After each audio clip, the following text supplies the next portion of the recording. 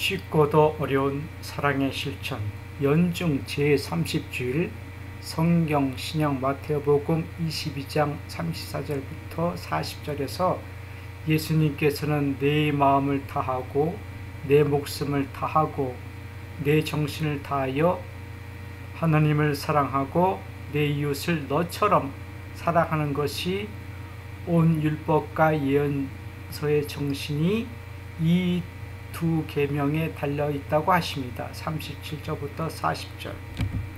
오늘 복음은 우리에게 하나님을 사랑하라, 내 이웃을 사랑하라고 예수님께서 명령하시는 것처럼 생각이 듭니다. 이런 생각은 복음을 이언론으로 생각하시기 때문입니다. 이언론이 나쁘다, 좋다 말하는 것이 아닙니다. 다른 것이 있다는 것입니다. 다른 것이라니 이야기를 하나 들려드리겠습니다. 오른팔 하나뿐인 마술사가 손에 커피잔을 들고 무대로 나오더니 관객들에게 묻습니다. 제가 들고 있는 커피잔 손잡이가 어느 쪽으로 향하고 있습니까? 오른손으로 잡았으니 그리고 나서 무대를 이리저리 왔다 갔다 합니다. 관객들은 자신들이 앉은 쪽에서 보니 오른쪽이요 왼쪽이요 하고 대답합니다. 여러분들은 어느 쪽이라 답하시겠습니까? 정답은 왼쪽, 오른쪽도 아닌 커피잔 바깥쪽으로 손잡이는 향하고 있습니다. 왼쪽이다 오른쪽이다 답하신 분들은 어느 정도 이언론적 생각과 선택에 익숙해져 있는 분들입니다. 커피잔 손잡이를 바깥에 붙인 이유가 있습니다. 뜨거운 컵을 손잡이 없이 잡으면 뜨거워 잠을 잡을 수 없어 바깥에 붙인 것입니다. 커피잔 손잡이는 손을 보호하기 위하여 만들어 붙인 것입니다. 커피잔 손잡이를 안쪽에 붙이시는 분들도 계십니다. 그분들은 전유 예술가들입니다. 손잡이의 기능보다는 예술적인 면을 강조하기 때문입니다. 우리가 살아가면서 알게 모르게 선택적 이언론, 둘에서 하나 뽑기에 젖어 생각하고 말하고 행동합니다. 네 이웃을 너처럼 사랑해야 한다. 39절. 오늘 복음을 달리 말씀드리자면 내가 너를, 내 이웃을, 그리고 하나님을 마음과 목숨과 정신 그리고 힘을 다하여 사랑하면 너는 살 것이다. 공동번역 루카복음과 마르코 복음에는 힘을 다하여 라는 말을 마음, 목숨, 정신과 더불어 말하고 있습니다. 오늘 마테오 복음에는 실천적인 뜻인 힘을 다하여를 넣지 않았지만 마르코와 루카는 이 말을 구태여 함께 사용하였습니다. 그리고 마테오는 바리사이들이 예수님께 몰려갔다고 하였지만 마르코는 예수님께서 사두가이파 사람들과 함께 계신 장소로 율법학자가 홀로 갔다고 하고 루카는 예수님께서 제자들과 함께 계신 자리에 어떤 율법학자가 같이 있었다고 합니다. 마테오는 모여있는 바리사이파 사람들과 모여있는 사두가이파 사람들과 예수님과의 갈등과 긴장을 말하지만 루카는 예수님 곁에 있는 72 제자들 속에 있는 어떤 율법학자를 말하고 마르코는 예수님께서 사두가이파 사람들과 함께 계신 장소에 나타난 한 명의 율법학자를 말하면서 마테오가 기록한 현장에서의 풍기는 긴장과 갈등을 증폭시키지 않습니다. 마테오와 마르코는 율법교사가 묻고 예수님께서 답하시지만 루카는 율법교사가 묻고 예수님께서 반문하시고 율법교사가 답하는 것을 기록하였습니다. 루카는 율법교사가 묻고 답하는 것을 기록하면서 그대로 실천하여라. 그러면 살 수 있다. 루카복음 10장 28절 라고 예수님께서 말씀하신 것을 다른 복음과 달리 특별히 첨가하였습니다.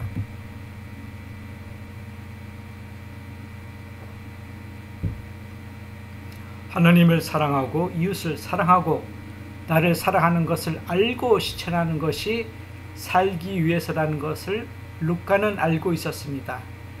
마르코는 율법학자가 하나님을 사랑하는 것과 이웃을 내 몸같이 사랑하는 것이 모든 번제물과 희생제물을 바치는 것보다 훨씬 더 낫습니다. 마르코복음 12장 33절라고 답하자 예수님께서는 슬기롭다 여기시고 율법학자에게 너는 하나님 나라에 가까이 와 있다 34절 하고 말씀하셨습니다. 예수님께서 2000년 전 유다 땅에서 계실 때 유다 종교 지도자들은 성전에서 번제물과 희생제물을 바치는 것이 하나님을 위한다고 가르쳤지만 하나님을 위한 것이 아니라 자신들의 주머니를 채우는 것임을 마르코는 잘 알고 있었습니다. 마르코는 이런 일이 있은 뒤에 감히 예수님께 질문하는 사람이 없었다 34절라고 합니다. 하나님 나라에 가까이 가고 싶으신 분들은 번제물과 희생제물보다는 하나님을 사랑하라, 이웃을 사랑하라, 그리고 나를 사랑하라는 말은 삼수 문화적 생각과 논리 방식입니다. 내가 나를 사랑한다를 부정적이고 이기적인 생각으로 여기시는 분들이 계실 겁니다. 나란 존재는 하나님의 사랑이 부모님을 통하여 이 세상에 나온 존재입니다. 하나님의 사랑과 부모님의 사랑이 없었다면 나는 이 세상에 나올 수 없습니다. 나는 나 혼자가 아닙니다. 나를 나 혼자의 것으로 여겨 마약을 하고 폭음을 하고 온갖 마음을 함부로 굴립니다. 병이 들면 본인도 아프지만 부모님이 더 아파하십니다. 아픈 자녀들을 보고 마음이 더 아파 자녀 대신 내가 아픈 게 낫지 하며 남몰래 흘린 부모님들 흘리신 눈물을 자녀들은 알지 못합니다.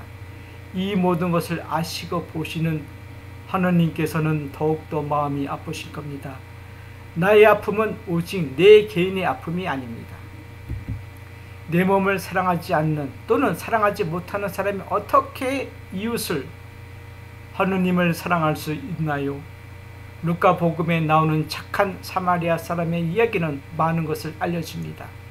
강도를 만난 사람은 가진 것을 모조리 빼앗기고 반쯤 죽었는데 그 사람 곁을 사제가 피해서 지나가고 레위 사람도 피해서 지나가 버렸지만 사마리아 사람은 가엾은 마음이 들어 가까이 가서 상처를 기름과 포도주를 붓고 싸며 주고 자기 나귀에 태워 여관으로 데려갑니다.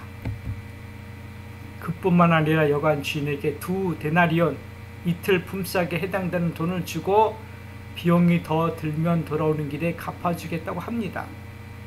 사마리아 사람들은 유다 사람들과 마찬가지로 야곱의 자손이며 가나안 정복 전쟁에 피를 같이 흘리며 유다 사람들과 함께 싸운 사람들입니다. 그런데 유대인들과 사마리아인들이 서로 상종하지 않는 요한복음 4장 9절 이유가 무엇이며 루카복음에서 사마리안 사람이 왜 유다 사람들을 도왔을까요? 성경 구약과 신약은 유대인 입장에서 기록된 책입니다. 사마리아 사람 입장에서 보면 유다인들은 어떻게 생각하고 있었을까요? 사마리아 사람들 입장에서 보면 유다인들은 왜 모세가 가르친 대로 살지 않을까 하는 의문과 걱정이 있었습니다. 왜 모세 의경에서 벗어나 사는 걸까? 하나님께서 정한 곳이 아닌 다른 곳에 왜 성전을 지을까? 모세 이후 제사장들은 왜 탐욕과 그런 데 길을 걸을까? 성경 구약 신명기 11장 26절부터 30절에서 여호수아는 이스라엘 북족을 두 곳에 나누어 놓고 축복과 저주를 내립니다. 그림짐산과 에발산 중간에 있는 쉐겜은 아브라함이 하나님께부터 약속을 받은 땅이며 이곳에 재난을 쌓고 야곱은 이 땅을 사들여 이곳에서 살았습니다. 쉐겜은 지형상 큰 세길이 만나는 곳이기 때문에 상업적으로 큰 도시로 발전하게 됩니다. 그리고 이곳은 인근 부족 족장들의 종교적 중심지였습니다. 제사장 엘리는 무슨 이유에서인지 그림짐 산과 세겜에서 실로로 하나님의 궤를 옮깁니다. 엘리는 영적으로 무기력한 사람이었기에 성전에서 기도드리는 한나, 사무엘의 어머니를 술 취한 것으로 오해하고 정신 차리라고 합니다. 사무엘상 1장 12절부터 14절 엘리의 뒤를 이은 제사장 아들들의 악행에 관하여 사무엘 상권 2장 22절부터 36절에 자세히 나오며 결국 하느님의 사람이 엘리의 집안은 망한다고 합니다. 엘리는 죽은 아들들 대신에 한나가 낳은 사무엘을 제사장으로 세우고 사무엘은 사울을 왕으로 기름 붓고 이스라엘의 왕정을 엽니다. 사마리아 사람들은 모세 이후 어떤 사람들도 예언자로 인정하지 않고 모세 오경만을 인정하며 하느님께서 축복하신 그린짐산 이외에 실로의 성전과 시온산에 있는 예루살렘을 인정하지 않아 유다인과 사마리안들은 종교적으로 완전히 갈라서게 됩니다. 그리고 사마리아 사람들이 다른 민족들과 결혼하자 더러운 족속으로 경멸하고 무시하는 말을 만들어 부르게 됩니다. X같은 사마리아인들. 그런 사람들을 루카는 예수님의 말씀으로 우리의 이웃이 된 사람이라 하고 그 사람들을 사랑하라고 하십니다.